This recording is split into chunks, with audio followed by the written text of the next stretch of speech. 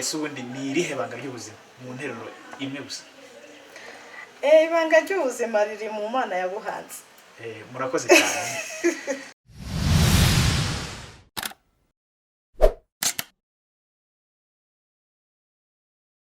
Nshuti bakunzi bamfata ikiganza TV, turabasuhuje nanone nkuko dukunda kubasuhuza mu biganiro byacu, cyane cyane ibiganiro bigenewe urubyiruko.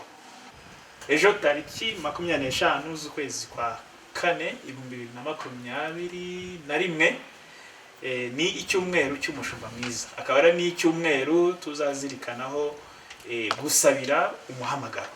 Imihamagaro muri kiliziya iranyuranye ariko ikuzuzanya. Umuhamagaro w'abashakanye, hakaba n'umuhamagaro w'abiyeguriye Imana. Ubuzima bwacu ni umuhamagaro Imana iduhamagarira, si ibitugurira cyangwa ngo bibe ibintu bigenda bikurikirana gusa tutazi aho bigana, ahubwo nicyo Imana iduhamagarira. Muri kano kanya rero turi kumwe n'umuvandimwe twasuye mu rugo rw'ababikira bitiriwe Mutagatifu Yosefu w'Ijerona, ngira ngo baraza kubidusobanura neza, nge sinzi kubivuga ariko baraza kubitubwira. Yosefu Mutagatifu rero akaba agira n'uruhare runini mu gufasha abari mu muhamagaro, yaba ububatsi ingo cyangwa uwabihaye Imana. Ariko mbere yuko nkomeza nagira ngo nsabe umuvandimwe abanze yibwire abadukurikiye. Murakoze cyane kumpa ijambo.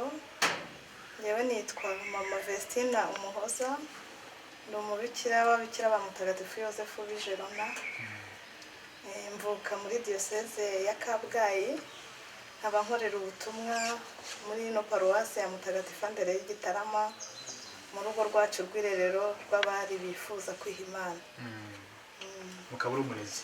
Ndi umurezi utegura ababikira b'ejo hazaza. Yego. Hanyuma rero Marcel, mwatubwira muri make urugendo rw'umuhamagaro wanyu? Biragoye kukubwira umunsi n'isaha. Urugendo rwo kwiyegurira Imana narutangiriyeho, ariko icyo nibuka neza ni ibintu byaje ndi umwana mutoya, kuko ndabyibuka niga mu mashuri abanza, ntangiye kwigira amasakaramentu, numvise nyotewe cyane n'ibijyanye byose n'Imana. Nibwo nahise ninjira mu ikoraniro ry'abasenga ry'abakarisematike. Ninjye mwana wari urimo muri abo bantu twasenganaga, benshi bari inkumi, abamama, ariko nkumva ndabikunze cyane, nkumva nkunze ibikorwa by'urukundo, nkumva nkunze gukora ingendo zo kwiyegurira Imana, cyangwa se iby'ubuyobokamana. Naje kurangiza amashuri abanza, namaze no guhabwa amasakaramentu yose y'ibanze. Ngeze mu mashuri yisumbuye, ngeze nko mu mwaka wa 2 niba mbyibuka neza, naje kurwara, ndwara ariko cyumweru sinabasha kujya mu misa. Hanyuma ubwo ngubwo nabanaga na mama wacu, ajya mu misa, hari ku cyumweru cy'umushumba mwiza. Noneho umubikira atanga ubutumwa, avuga ku byerekeranye n'umuhamagaro wo kwiyegurira Imana, avuga n'ibyerekeranye n'ubuzima bwabo. Uwo mubikira akaba yari uwo muri uyu muryango w'ababikira ba Mutagatifu Yosefu. Ubwo mama wacu yaraje abinganirizaho, hanyuma arabimbwira, numva binteye amatsiko, numva binteye no kubimenya.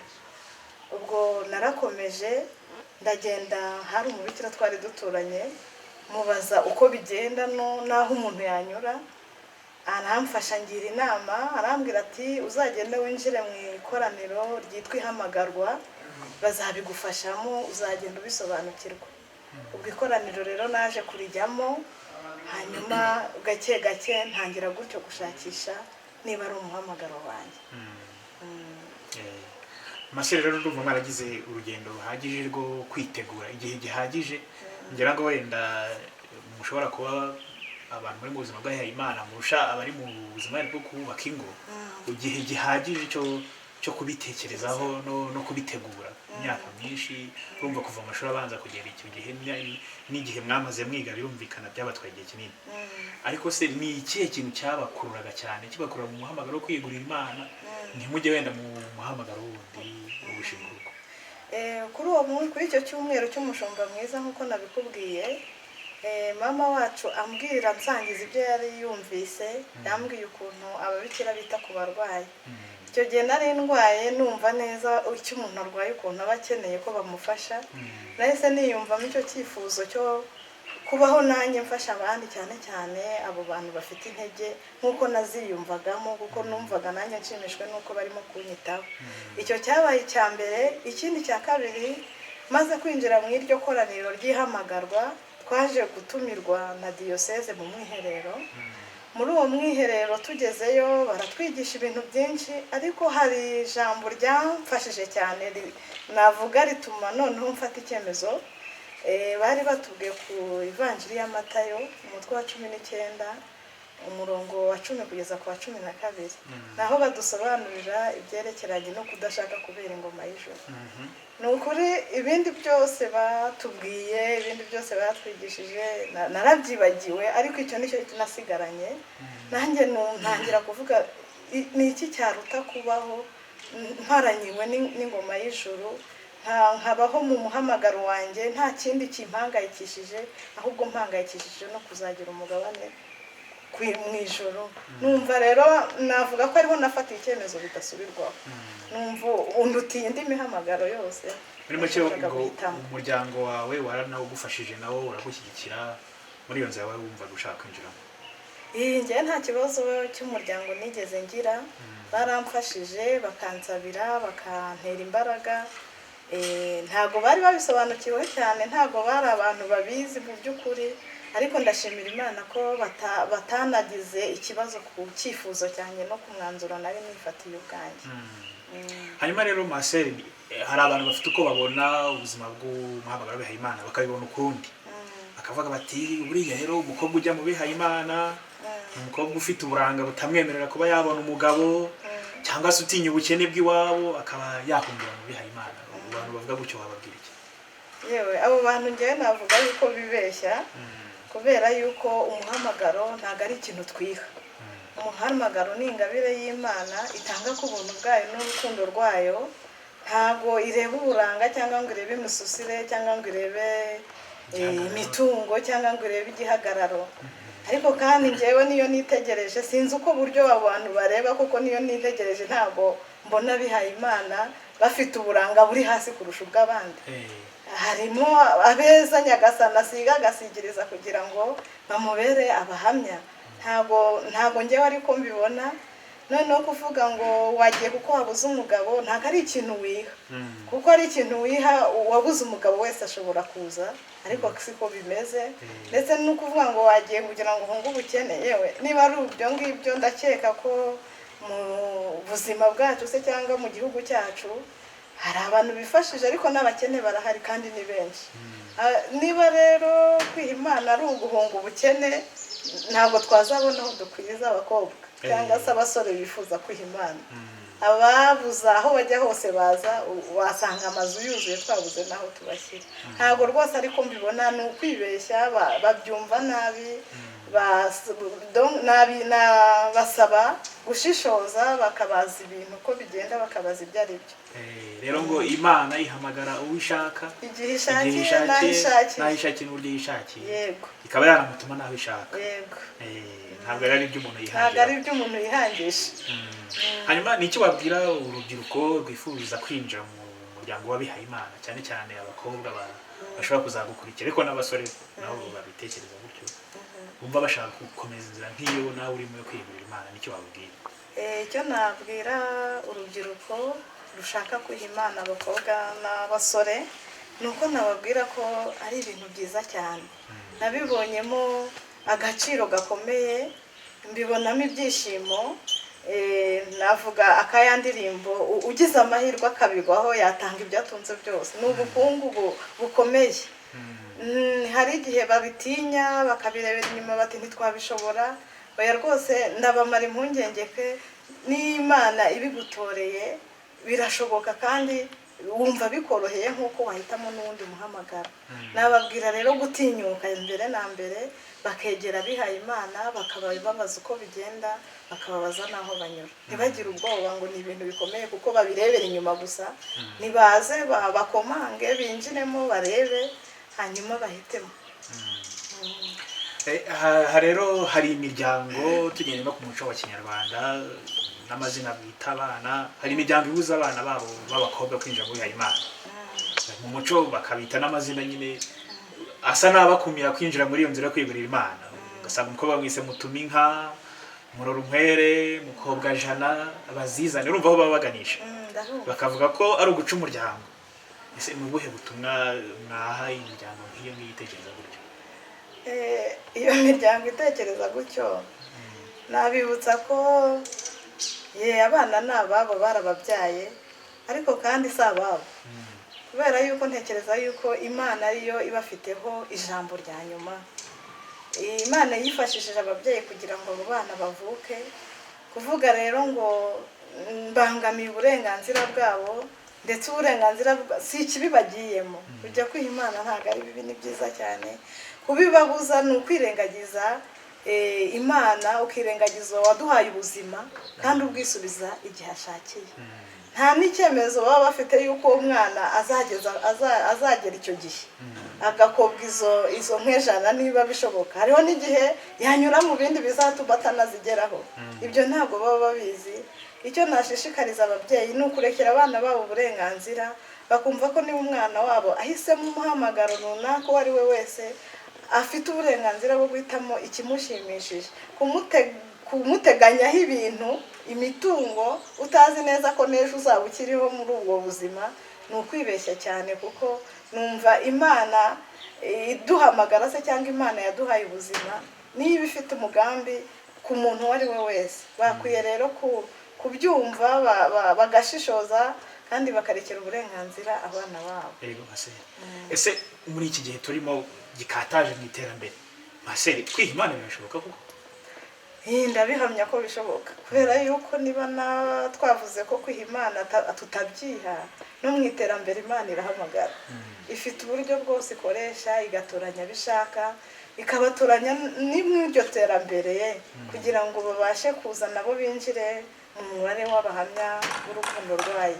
Navuga rero iterambere nibyo, wenda icyo navuga nuko biragoye, kuko akenshi ujya muri ibyo bishashagirana bikatubuza kugira gute, bikatubuza kumva neza ijwi ry'Imana. Navuga rero ko ni inshingano za Kiliziya kugira ngo ziburire abo bantu, zibasange aho bari mu iryo terambere ribakurura, kugira ngo babafashe kumva muhamagaro nubwo haba hari ibintu byinshi bibarangaje. Hanyuma rero Maseri, twagize amahirwe ko babona no mu mpuzankano nziza y'ubururu, niko navuga, ariko nahise ngira n'amatsiko, tubona ababikira bamwe bambara impuzankano, ariko ukabona hari n'abandi nyine batazambara, bambara imyenda isanzwe. Ubundi ibyo ngibyo umuntu wagira amatsiko yabyo ni ikihe gisubizo? Abihaye Imana tugira imyambaro itandukanye. Imyambaro, icyo nasobanurira urubyiruko nuko imyambaro ntabwo ari imyambaro y'imyenda gusa, tugira n'imidare, hari abagira n'imisaraba, tugira n'impeta, n'imyambaro itandukanye. Bitewe rero n'umuryango uhitamo ikizawuranga, cyaba ari umwambaro w'umwenda cyangwa se n'ibindi bimenyetso biranga umwihaye Imana. Gusa icyo Kiliziya idusaba kandi tubwira nuko n'abihaye Imana badafite umwenda ugaragara bambara, bagomba kwambara biciye bugufi, kuko umwambaro utwibutsa ubwicishe bugufi, ukatwibutsa n'amasezerano dukora. Bakwiye rero kugira ikintu bambara kibacishije bugufi, kitabagira abantu batandukanyije n'abandi, ariko kandi kibaranga. Nicyo Kiliziya idusaba. Ubwo rero ibyo biterwa n'uko umuryango wabigennye n'amategeko y'umuryango. Hanyuma rero muri iki gihe urubyiruko rwinshi rwishora mu biyobyabwenge, yewe harimo n'abakobwa bari kuzavamo mama beza b'ejo hazaza, abapapa beza b'ejo hazaza, yewe n'ababikira. Ni iki wabwira urubyiruko rudukurikiye? Ikibazo cy'ibiyobyabwenge ni ikibazo gikomeye muri iki gihe turimo guhura nacyo. Hari ibintu byinshi bituma umuntu yishora mu biyobyabwenge. Hari ubukene, hari ukwitera icyizere cy'ubuzima, hari kugendera mu kigare, bimwe abajene bavuga, ukishinga abantu bari mu bintu bibi nawe ukabigwamo utabizi. hari uguta agaciro indangagaciro zari ziriho zadufashaga kubaho nk'abakristo zikadufasha guhitamo umuhamagaro ukwiye. Hari n'ibindi byinshi bituma abajene bashobora kugwa muri ibyo biyobyabwenge. Gusa nababwira ko kwishora mu biyobyabwenge ntabwo ari igisubizo cy'ibibazo baba bafite.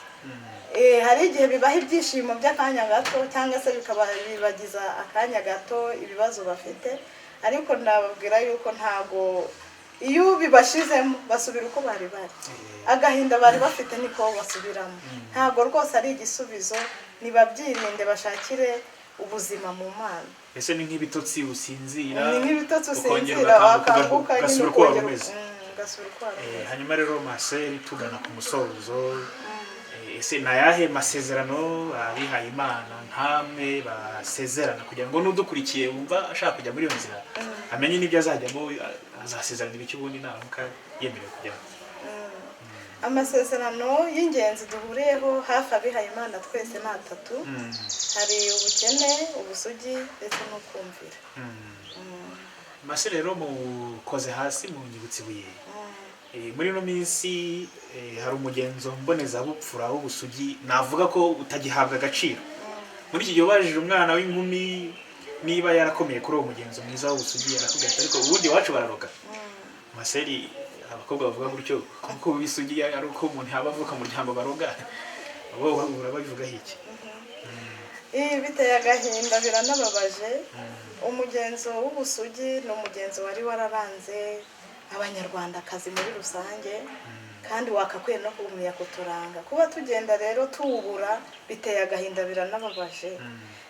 Nababwira yuko abantu bumva gutyo ni ukuvuga ngo hari ibyabafashe birabarindagiza niba niko nabivuga, ariko ntekereza yuko indangagaciro y'ubusugi ni ikintu cyari gikomeye cyangwa se gikomeye mu buzima bw'umuntu uwo ari we wese, kandi numva ari ikintu gikomeye mu gushinga umuhamagaro uwo ari we wese, kwaba ari ugushaka se cyangwa kwaba ari ukwiyegurira Imana. Kuko ntekereza ko ibibazo byinshi dufite mu miryango bijyanye no gucanya inyuma n'ibiki byose, ntekereza ko biva k'uwo mugenzo tugenda tubura, ugasanga ubuzima bwabo ntibabonye ahantu babwubakiye. None nkavuga nti niba warabyitoje uri mutoya, waba uhisemo gushaka, waba uhisemo kwiyegurira Imana, bishobora no kugufasha kuba indahemuka kurushaho, ntabwo bizakugora kandi bizubaka ubuzima bwawe by'ukuri.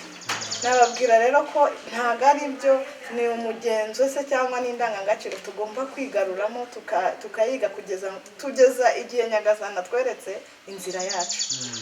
Kandi navuga ko umukobwa se cyangwa umusore bakomeye kuri iyo ndangagaciro, navuga ko ari abo kwizerwa kurusha abo bandi bavuga uko nguko. Noneho ngewe nkunda kubwira bitegura kurushinga se cyangwa bafashe icyemezo cyo kurushinga, kubera iki mugomba kwiyiba kandi igihe kizagera mukagera ku cyo mwifuza mutibye. Nkongera nkabwira n'abashaka kwiha Imana nkabwira nti niwitoza kubaho mu mugenzo mwiza w'ubusugi, igihe uzabusezerana uzumva ko ari ibintu bisanzwe umenyereye, ntabwo bizigera bikuvuna. Rero mu gusoza twagira ngo mugire ubutumwa bw'umwihariko muha abadukurikiye Marcel.